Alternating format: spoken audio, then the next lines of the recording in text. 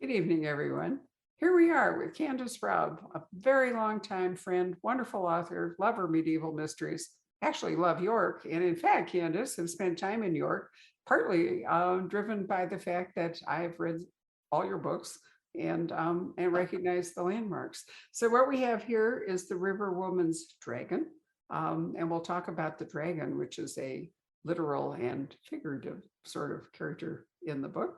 And just for those of you who don't know Candace, she has, up until COVID, divided her time between Seattle and York. And we'll talk about why she likes York as compared to any other city in England. And she has written 12 previous Owen Archer books, 3 Kate Clifford medieval mysteries, and the Margaret Carr trilogy.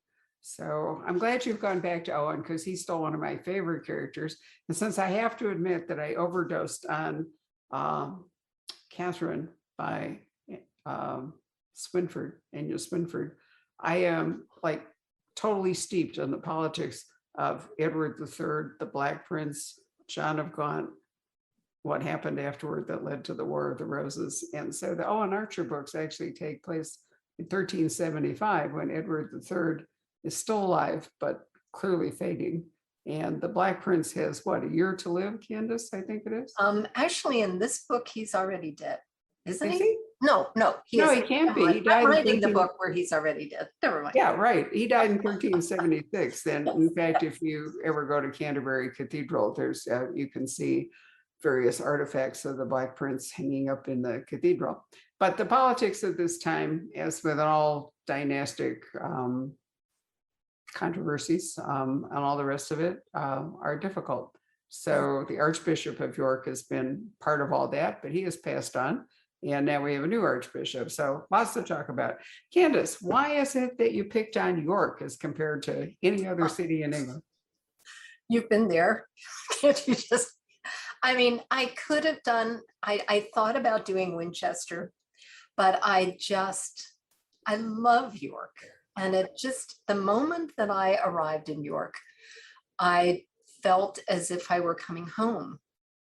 There's a tremendous pull that the city has on me. And of course, now I have so many friends there, and it has such a great history for that period, because you have the second most powerful churchman in England, the Archbishop of York. You have a very wealthy merchant class. You have the mystery plays, although they're stronger later. You have a lot of power struggles. You have a lot of a reason for a lot of important people to come to the city, and a river that brings ships in. I mean, it's just, there's a lot to play with. And then there's the surrounding, very atmospheric Yorkshire to play around with, which I haven't taken Owen back out into Yorkshire. No, I know. Was this before it was all divided up into writings and so forth? No, it was writings then. Yeah. So, but I took him out more into Yorkshire in the earlier books, and I kind of need to do that again. Yeah, well, the countryside is wonderful. The River Ouse, of course, is, an historic river. One of the things I love about York is that it has a very significant Roman history, and it also has a Viking history. Yeah. And I don't know whether the Viking village, because I haven't been there for some time, but I still remember touring, what happened was that somebody was doing the gasworks and they were spading up part of York, and they ran across the ruins of a Viking settlement. And they decided to make it like a Disney tour attraction where you had to get in a little car on rails and you went around the Viking settlement. And they went so far as to leave in all the original smells. Well, not leave them in, but recreate them. So when you went past the midden, you gagged. Is it still there? It's still, and after the flood, now it's been about maybe 5 years ago, they completely redid it. And it's better than ever. It is so amazing. And they have some people speaking in the language of the time. Wow. As you ride past, and it's great. It's better than ever. I'm so glad to hear that. So anyway, you have all these layers of history. You have, pre-Roman, and then you've got Roman, and then you've got Viking, and then of course Candace is writing about the medieval city. Quite a lot of it remains, which is unusual, but the walls are still there. Of course, York Minster, which is absolutely glorious, and which did survive a fire. When was the rose window shattered in the fire, Candace? Do you remember? Oh God, now I forget when which fires happened when, but one of them happened in the 90s. Yeah, The fires was in the 90s.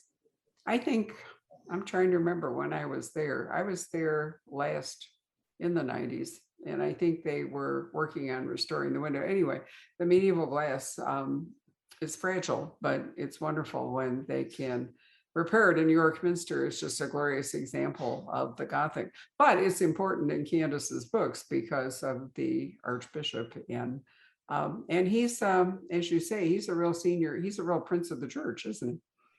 Yes, he is, because he is second only to the Archbishop of Canterbury in importance, and he has the ear of the king, and so he is quite powerful. He has control over a large, I mean, the north of England, as far as the church goes, and at that time, archbishops were a lot more powerful with the lay people than they are now. I mean, as far as the nobles listening to them, and so what has happened recently in the series is that with Thorsby dying, the Nevilles have put an archbishop on the throne of York, and a pretty unsavory character. But the Nevilles are rising to power, and they now have this very powerful churchman in the family. Wow, it's just like the Borgias and the Pope, if you really think about it. It's a wonderful parallel.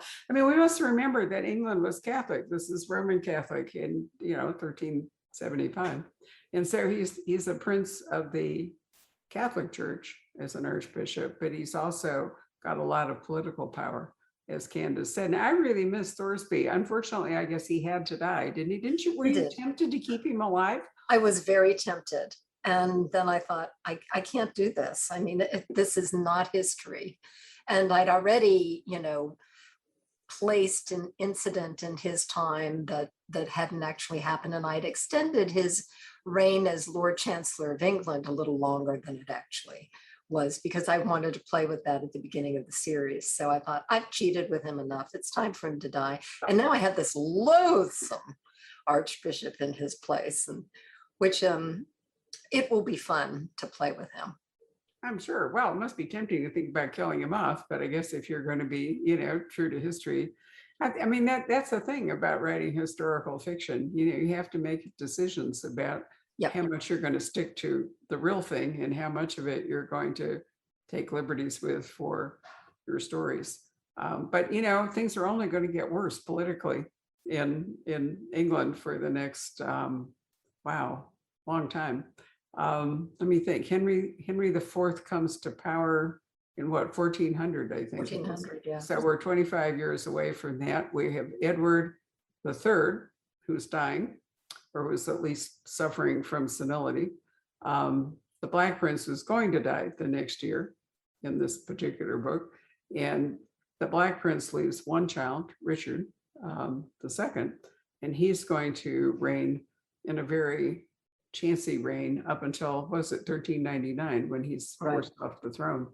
And then we get the Lancastrians, and then, we're off into the War of the Roses. So it's wonderful. If you can find a copy of Catherine by Swinford, you can hardly get a better background. I read that when I was in high school. No kidding. I mean, it's just such an amazing, amazing book. And what happens is so unlikely in the way that the entire family into the future really plays out. But anyway, we're before that. So let's talk about Magda. You dedicated this book to a dear friend who has died, but was a great part of your writing.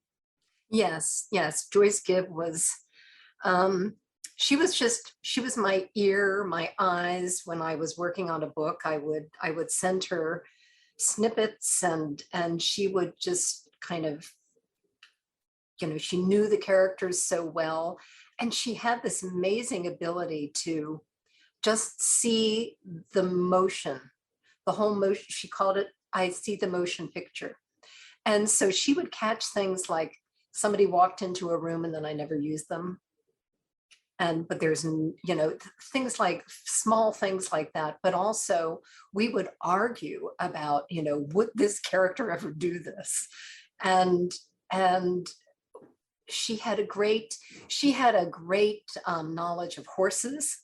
So I picked her brains a lot about the horsemanship and taking care of horses. And her daughter is a dog expert, so I've used her for the dogs. And it's I miss her terribly. I mean, she was fading over several years. And Well, that's pretty hard to lose somebody that is important to you and also important to your writing. But she wanted you to write a story more centered around Magda, who is one of those wonderful women who, was trained in the herbal lore and the herbal arts, and therefore scared the men to death.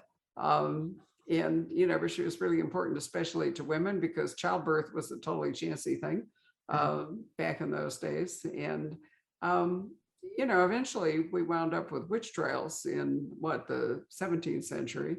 But people like Magda were both loved and feared, right? Right. And part of it is that people didn't understand how she had all the knowledge that she had, and that was the case with women healers. I mean, and they've handed information down from mother to daughter and through the generations. And I'm sure that they didn't always share everything that they knew with their clients. And the church was as I said in my author's note, the church was beginning to be concerned about this, when actually it was the men in the monasteries and the learned men with the books who were playing with a lot of dangerous stuff. But it was the women who were the very easy target. Well, they were, and very often it was handed down from mother to daughter. I'm not sure. I mean, were they generally literate, or were many of them illiterate? I would guess that many of the healers, at least at this time and earlier, were illiterate, or they certainly didn't have access to books about healing, right, and herbals. And this was all practical knowledge that they had. Sure. Well, they were trained, out in the woods and out in the fields, to recognize plants and to figure out what plants could and could not do. There's a moment in the book where Magda's daughter, with whom she has a very uneasy relationship, has clearly overdosed herself on something with eventually very sad consequences. I thought that, yeah, right. And for any of you who ever watched Poldark, for example, especially the earlier version of Poldark, when Elizabeth has to convince her husband that her first child was full term, when in fact wasn't. I'm not going to give away too much, but anyway, she attempts to convince him that her second child is, and she overdoses on something which kills her. And so, there was no pharmacist there to say, wait, the dose is, whatever it all is. So, I mean, we're talking not just benign sorts of plants and all, but plants that they could heal, but a lot of them could kill or have disastrous consequences. So, yeah, people feared Magda, as I said, as well as probably women valued her a lot more, certainly in this I book. would think so. Yes, I would think that the women appreciated how they depended on her and how at ease they felt when she was present at a birth. Because I think that a good healer, I've thought a lot about what makes a good healer. And some of it is just the presence, their presence, and how much you trust them. Sure, inspiring confidence would be a great part of it. And, maybe they just had better basic hygiene. I mean, so many women who died of childbed fever all the way through the Victorian era, it was just because people didn't wash their hands. I mean, they would go, a doctor or midwife could go from birth to birth without ever bothering to wash up and transfer germs. I mean, nobody understood germs back in 1375. No, no. So, Magda, because well, tell us about where she lives, because I think it's fascinating. Where has she chosen to live in the city of York? Well, she lives right outside the city gates of York, and she lives on the river, on a rock in the river that I have had fans go out and try to find, and of course it's not there. That is fictional, but at the time, the river was a tidal river. Right. And so her island would be completely surrounded by water at times. And it would actually have a little causeway, a little rocky causeway for people to walk out to her rock at other times. And her house is fashioned from wood, and the roof is an upside down part of a Viking ship with the dragon that has more of a role to play in this story than it has up to this point. It really does, right? I mean, in a way, it's sort of like Mont Saint Michel, except mini, but at various points, the river house is like a moat, and there she is out there on her island, and it takes a boat and fighting the tide to get to her. But then at other points, when the tide is down, there's a sort of stone causeway that you can walk across. So tell us about the dragon. I mean, I love the title, The River Woman's Dragon. It's so wonderful. But, what is the dragon? Oh, well, that's for you to discover. Okay. One of the things that I think people find very appealing about Magda is that she's an enigma. That she's a mystery. I mean, what exactly is she? Who exactly is she? And so I give lots of hints in this book, but I don't actually want to explain to you, who this is.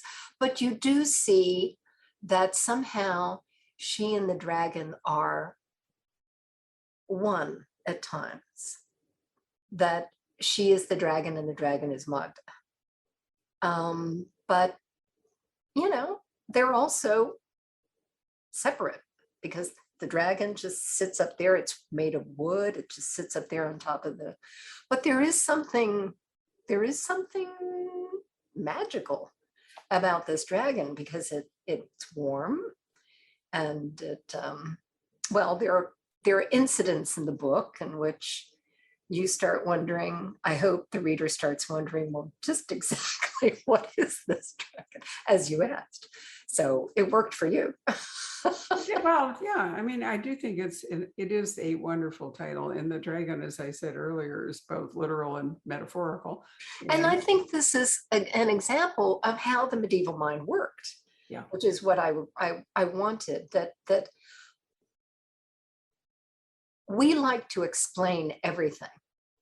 And I just don't think that our ancestors necessarily expected to explain everything. No, actually, if you ever go to an evensong service in the UK, there's a wonderful line about, save us. I'm trying to remember. It's been a long time since I've heard it. But anyway, evensong was, when the dark came down, and the idea was that you needed to be protected from the terrors of the night and so forth. And so the dragon is a protective kind of a spirit for Magda. I did like the way that you bring more of her past history into the book, her relationship with Sven, the children that she has. And she has a terrible relationship. Well, not her fault really, but her daughter is a real work. She's a piece of work. Why did you decide to make? Is it Asa or Asa? Asa. Why did you decide, to create Asa as such a combative and controversial character. Well, she was in The King's Bishop when Magda goes up onto the moors and Owen goes up chasing one of his friends. So I created Asa early in the series. Right. And she was very much in contention with her mother at the time, and they pretty much didn't speak. And so when I decided that I was bringing her back to sort of give you different aspects of Magda in this book, I couldn't make her suddenly this No, really she had to wise be the person. same, right? I get it. Yeah, and I really enjoyed. I think one of the wonderful things about working on Magda during the pandemic was that our emotions were so on the surface at all times. It was so, there was so much going on, and with the election and everything, and to be in Magda's mind and how she really doesn't judge. She, this is how a person is, and this is how I deal with them. And she's unflappable, even with her daughter. I mean, she is concerned about her daughter, but she isn't going to get in a lot of tugs of war with her daughter. And I think Asa hates that about her. I think that she just wants Magda to lose it over her, and she just does.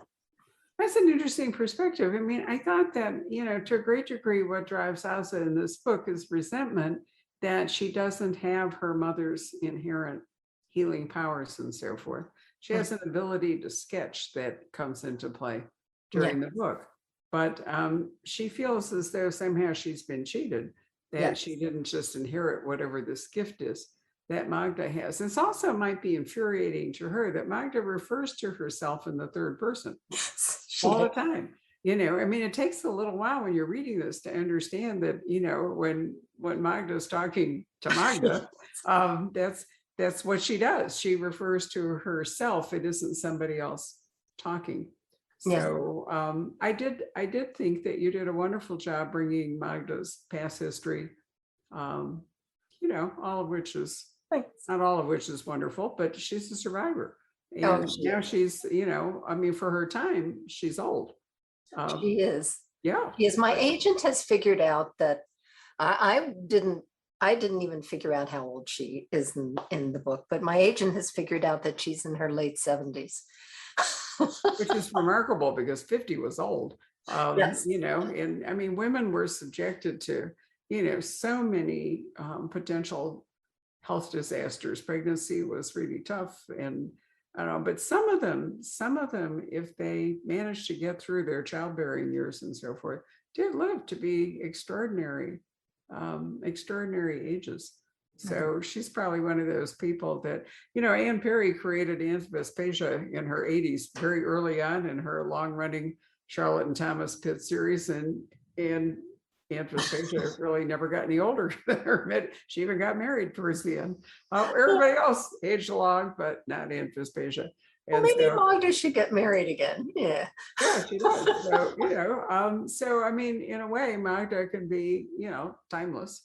But how does she relate to Owen Archer? Because I mean, while this book features, Magda is a focal point here, but Owen and his wife Lucy are the long-term characters in this series. So where have Owen and Lucy been, and what's going on with them? Well, Owen and Lucy have been down in Westminster, well, not Westminster, past London with the prince, with the Black Prince. They were summoned down there to consult with him. And so they are on their way back to York at the beginning of the book. And the death that happens at the beginning of the book happens before they're back. Right. And Magda is the one who discovers the body, which is not great for her because she was the last person known to have been with this person.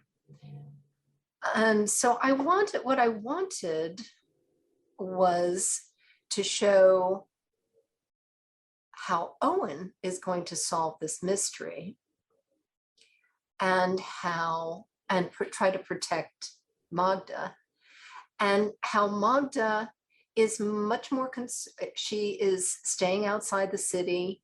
She is concerned with the people who are beset with pestilence, and the people who need her outside the city, the poor, who are really her mission, her ministry.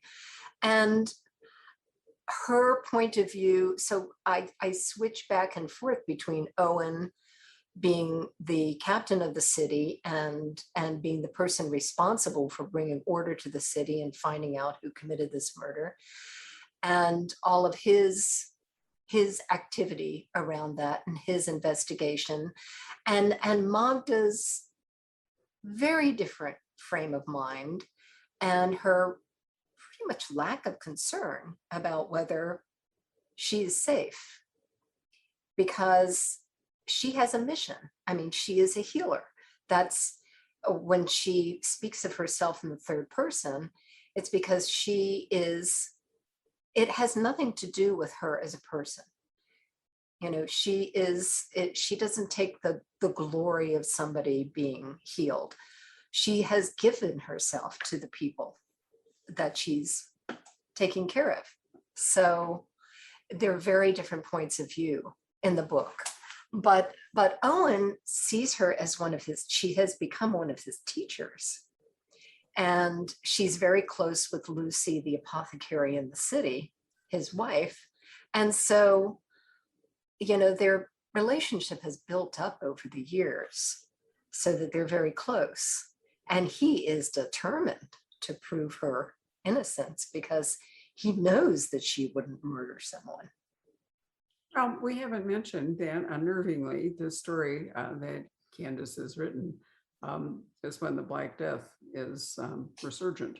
So we're in a pandemic, or at least the rise again. The real terrible crisis of the Black Death in England was in 1349, basically.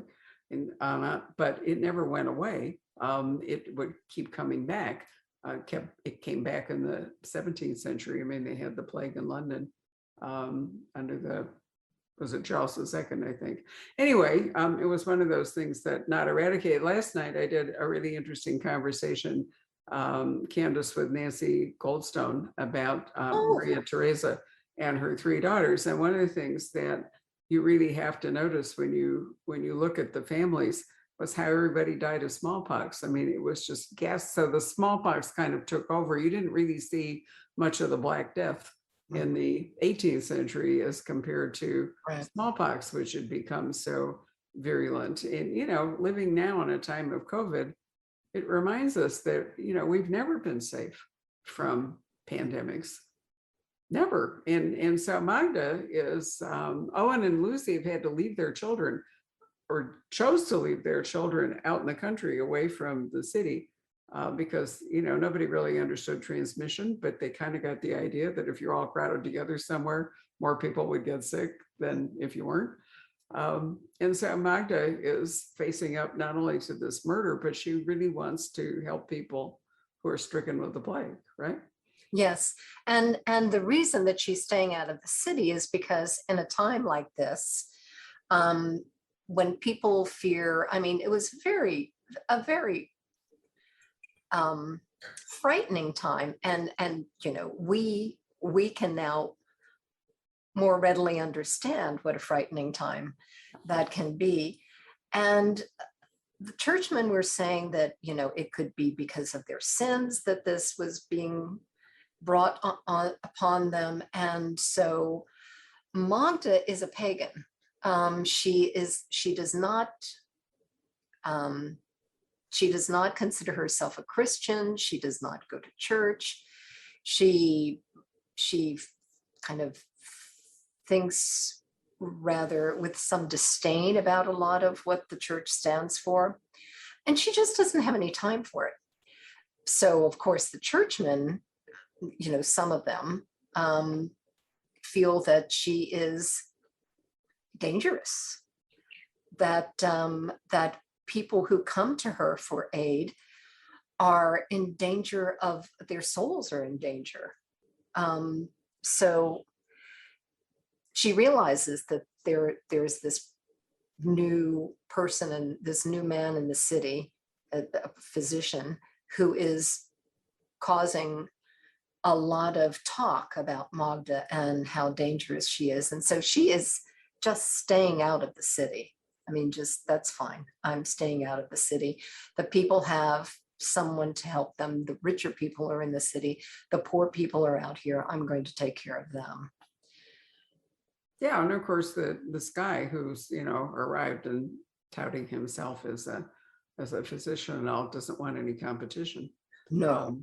Right, and you know, and much of the church was misogynistic in the first place, so you know, wasn't a great time for Magda, and there was only so much she could actually do for people stricken with the plague. I mean, there was no universal cure available, even for somebody like Magda, and you know, it was a really tough time. It must have been weird for you to be writing about this at a time when we are all, and you know, think about what we're going through today. I mean, we have adults having tantrums like kids. You know, I mean, they had a list the other day of all the stuff that's gone on at the Phoenix airport. People urinating in public because they're protesting masks. I mean, what's that? Oh, You I know, didn't know that. it's like, come on, you know, people want somebody to blame. They want, you know, it's irrational, you know, because fear makes people irrational, but also makes people behave really badly and be less interested in the common good than it is in individual survival or the survival of their family. So it makes people really selfish. And so Magda is an interesting contrast to that because she is so unselfish. Yes. And she, but it was, you know, I had promised Joyce that this was the book I was going to work on now. And she got to read a little bit of the beginning of the book before she died. And then in January or February, when, this plague of our own is becoming rather evident. And here in Washington, we were sort of the first people. At the time, we thought we were the first people to get it here in the United States. I thought, well, maybe I could just skip over the fact that the pestilence was back in England at the time I'm setting this book. But it was so important in the plot and so important to show what Magda had to deal with. I mean, how she really was on the edge of society, that I decided, okay, I'm just going to do it. It may be painful to write about it. But every time I wrote about something, people's reactions and thought, oh, this is a bit over the top, I thought, no, read the news. It is not over the top at all. Just read the paper every day and lo and behold, we all were. I feel that and you know, pandemics may become a way of life because there are too many people living in too many crowded situations. This is the third one to arise in the last couple of decades from China. We had SARS and then we had MERS, or the other way around. Now we have COVID, and you know, it may just be that we're going to see it. But I mean, it was 100 years ago that the Spanish flu, as it was then called, attacked everybody. There's terrible virulent influenza that wiped out families, wiped out whole villages. Dana Stabenow wrote a really moving book about a whole Alaskan village that was completely wiped out by the influenza. You know, so it's been a fact of malaria, other kinds of things. It's been a fact of human life forever, just because. But you're right, the fact that we're in one makes your book more understandable, more believable. I hope so. Yeah, no, I think it does. So tell us about Owen for people who've not read the book. Why is he called Owen Archer, and what is it that has brought him to what's really a very prominent job? Yes, he was captain of archers for the Duke of Lancaster, the previous Duke of Lancaster, and at that time he would have just been known as Owen, or Owen the Welshman. But at some point, he just takes on people's last names were often their occupation or where they lived, and he just takes on the name of Archer. He is wounded in battle, actually not in battle, but in the camp by some hostages, and loses the sight in his left eye. And if people who have tried wielding a longbow will know that you stand sidewise to hold it, and it takes a great deal of strength. And so you are sighting with your left eye. And he just felt, I can no longer be trusted. I can no longer lead the men.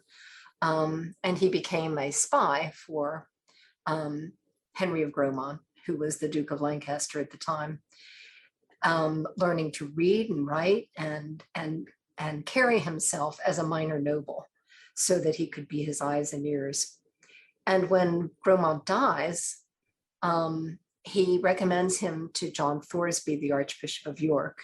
And so in the first book, The Apothecary Rose, Owen comes to York very reluctantly to investigate the death of the Archbishop's ward, and gets into, a much thornier mystery than was expected. Well, it gives it away, but it doesn't give it away, because most people know that he eventually marries the apothecary, Lucy Wilton, and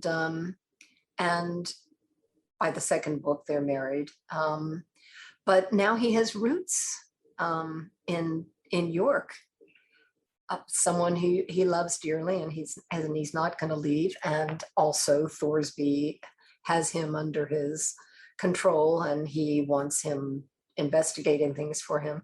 So through the first 10 books, he is working for John Thoresby, who is his nemesis, and also increasingly his a man who is very good to his children, who is a godfather to all of his children before he dies. And now the city has tried to keep him by offering him the job of captain of the bailiffs. I have created this job. There was not a captain of the bailiffs in York in the 14th century, but I thought, well, what could Owen do now?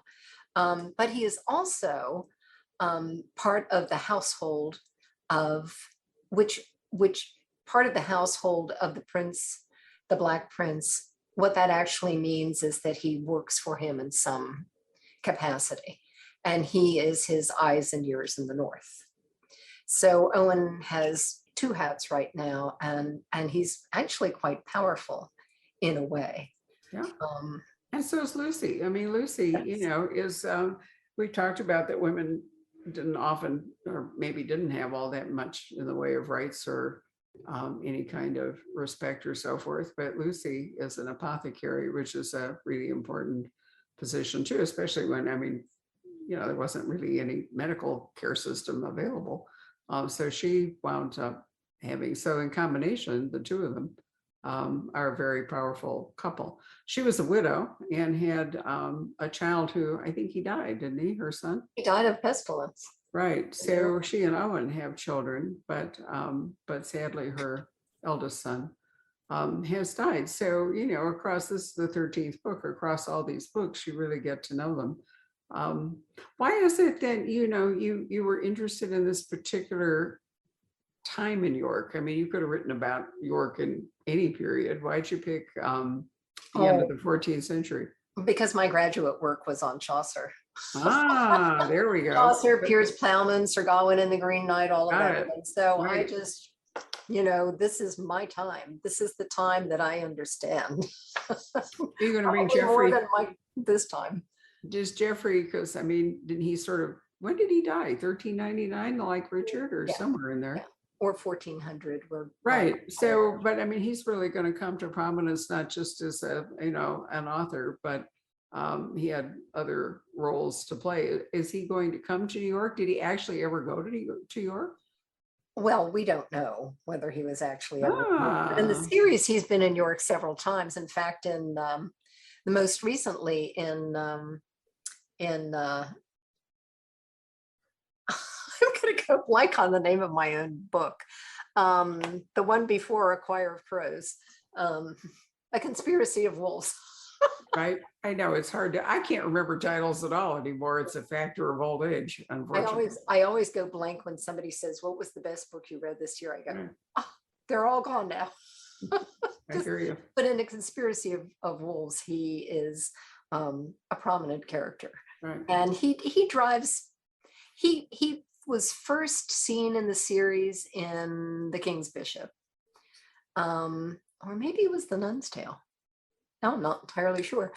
But he has some prominent roles in several of the books, and I was going to bring him back, a lot more, but I thought that gets a little ridiculous.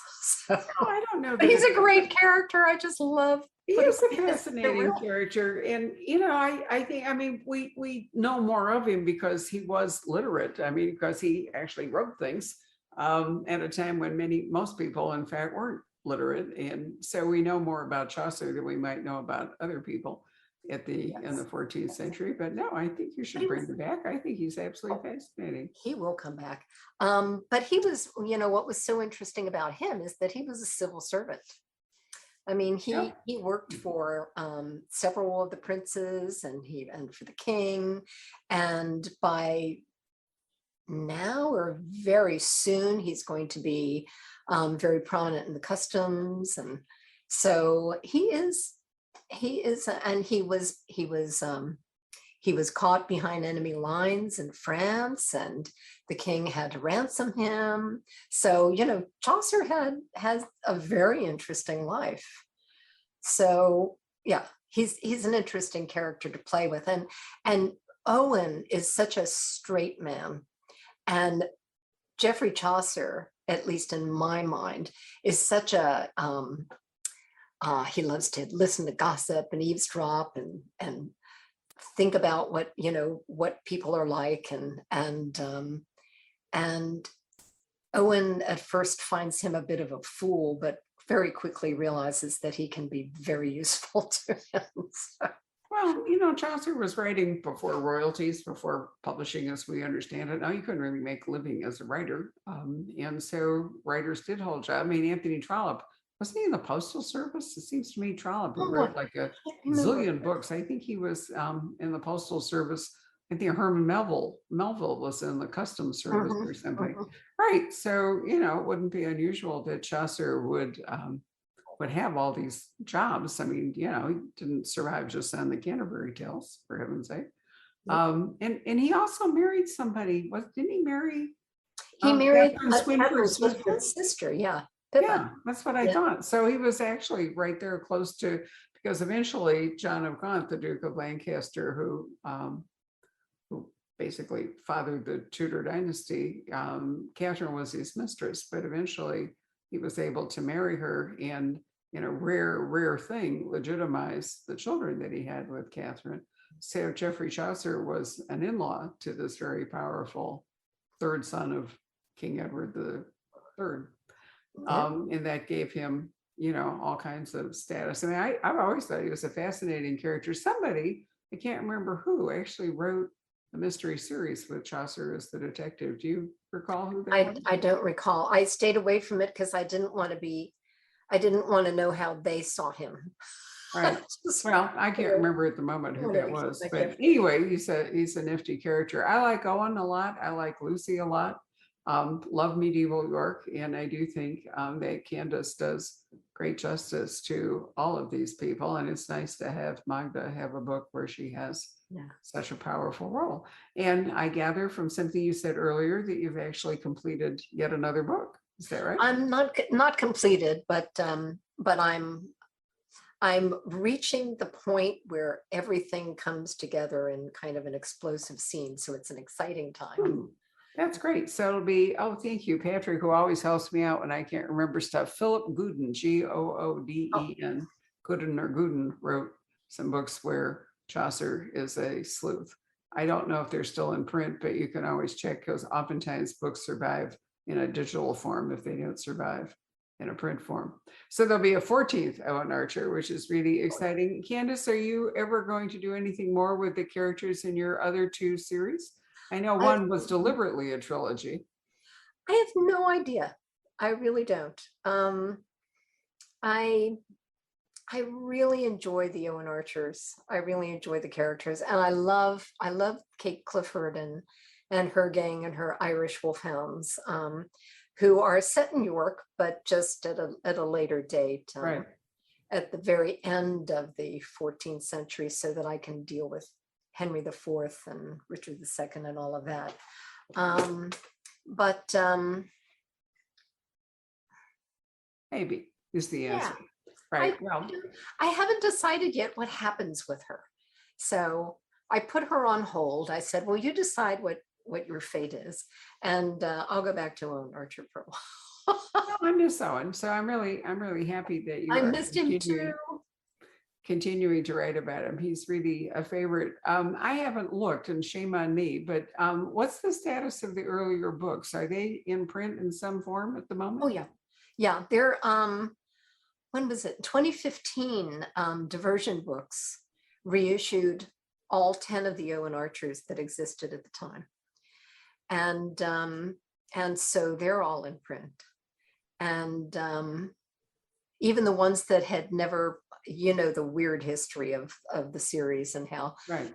how the ninth and 10th book in the series, The Guilt of Innocence and A Vigil of Spies, hadn't been published in the United States. It was published in England and in Denmark and Italy, but not in the United States. So that's been great because they're in paperback and ebook.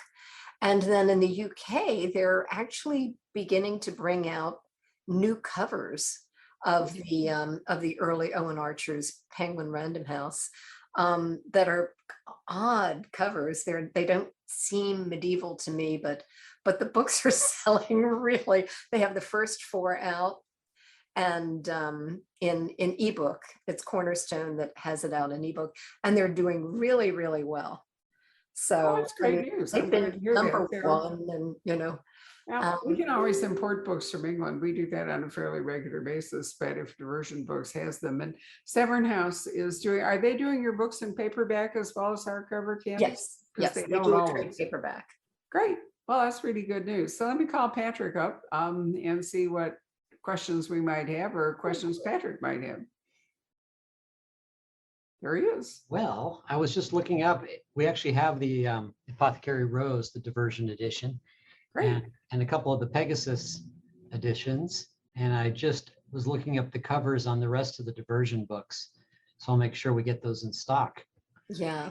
Yeah. But they did a really great job of creating a series look with those. Yeah. Wonderful. I still remember reading the Apothecary Rose. Somehow first novels tend to stick in my mind, because it's like the first time you greet people, and Yes. it's Yeah. exciting. But I remember how much I enjoyed reading it. As I say, I've read them all as they have published, but I tend to lose track sometimes of what status some of the earlier books actually have. So Yeah. that's great to know, Patrick. Thank you. And those early ones were St. Martin's, right? The Yes, they originally were St. Martin's. Lady Chapel, and I remember those too. Mhm. Okay, well, you've kind of answered this question partially, but Lisa asks, did the inspiration for Magda come from a person in your life, or a medieval personage or an aspect of medieval culture?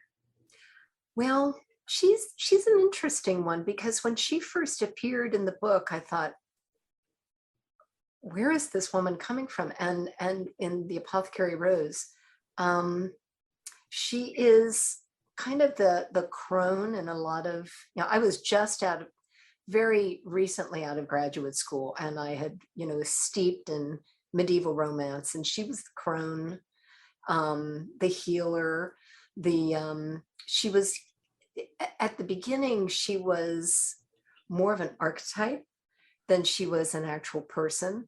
But in rewrites, she became, this person to me. She's based on lots of digging around about women healers, and my sense of what they would have needed to be like and how dedicated they would have needed to be. And she's also, there's a great deal of my friend Joyce, who to whom the book is dedicated, in her stature. And I didn't really realize it till a couple of years ago how much Magda looks like Joyce. In your And I mind, don't think- anyway. Yeah. I don't think Magda or Joyce ever recognized that, but she really does. I love that. Here's a great question. I'm curious what 3 writers, living or dead, you would invite to a dinner party. Oh my God. Gotta have That's a Chaucer, steal right? from the New York Times Oh, book review that every that's- week, has an Yeah, author yeah. interview and always asks Uh, that question. Well, I would love to meet Christine de Pizan. So that's a medieval woman, and who I think that she and Virginia Woolf would have a lot to talk about. I think that would be a really interesting conversation to overhear, and Chaucer would absolutely enjoy listening to them. So I think the 3 of them. On another day, I would choose somebody else. All through high school, I wanted to meet Lord Byron. I've always wanted to meet Eleanor of Aquitaine. Oh, yes, She but would she have wasn't been a right writer. up there at the top of my list. Although, unfortunately, despite how it's dealt with in literature, Eleanor and I would never have been speaking the same language. No. She was speaking medieval.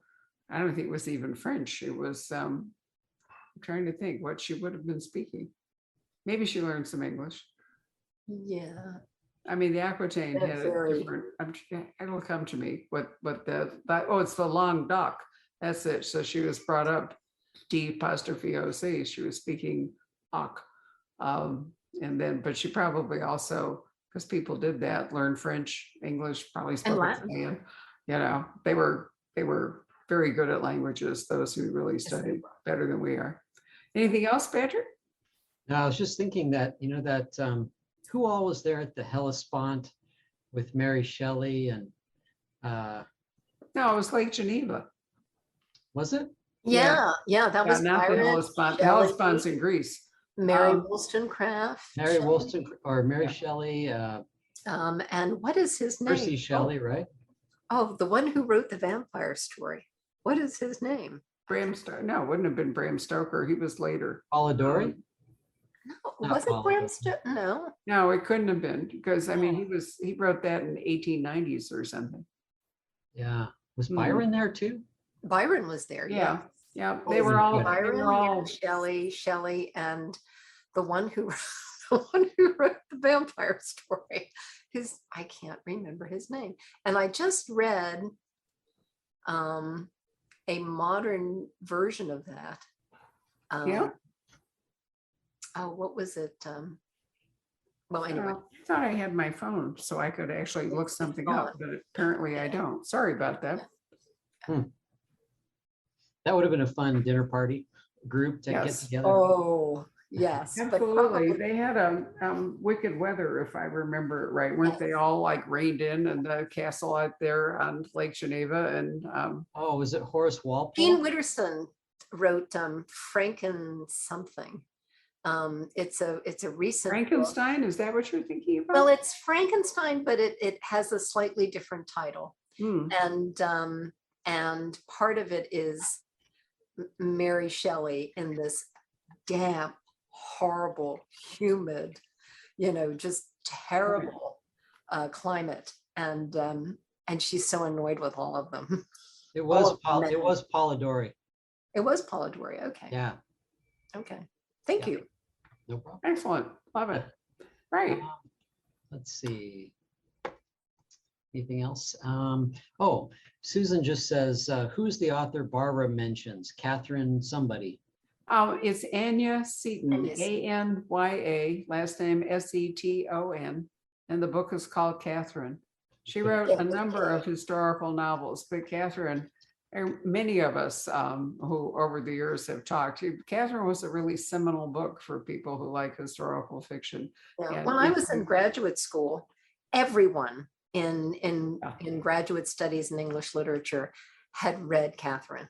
Everyone in my graduate. It's really a brilliant book. And if you want to ever understand dynastic politics of medieval England and what happened that led to the War of the Roses and eventually the Tudors, you really have to read Catherine to work it all out.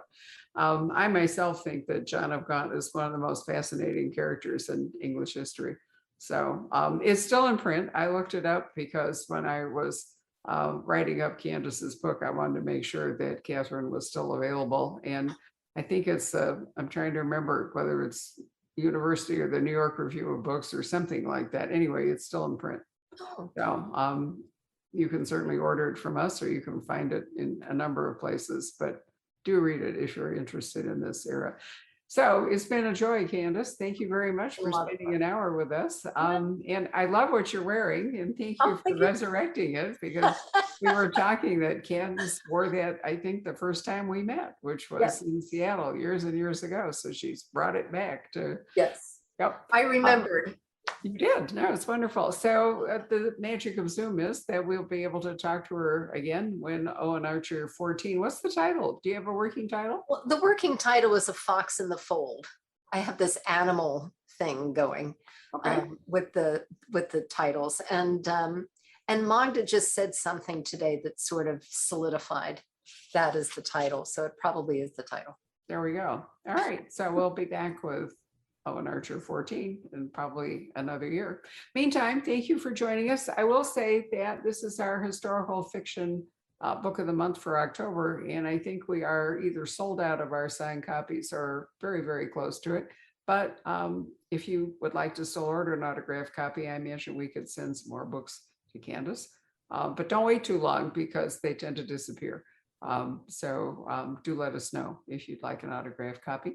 Thank you very much, Candace. Thank you, Patrick, as always. Have a wonderful weekend, everybody. Good night. Thank you. Hello. We hope you're enjoying our programs and podcasts with authors. We'd like to expand them, and your help would be appreciated. Please make a donation at poisonedpenfoundation.org. 100% of the proceeds will go to help connect authors with readers in this difficult time. Thank you.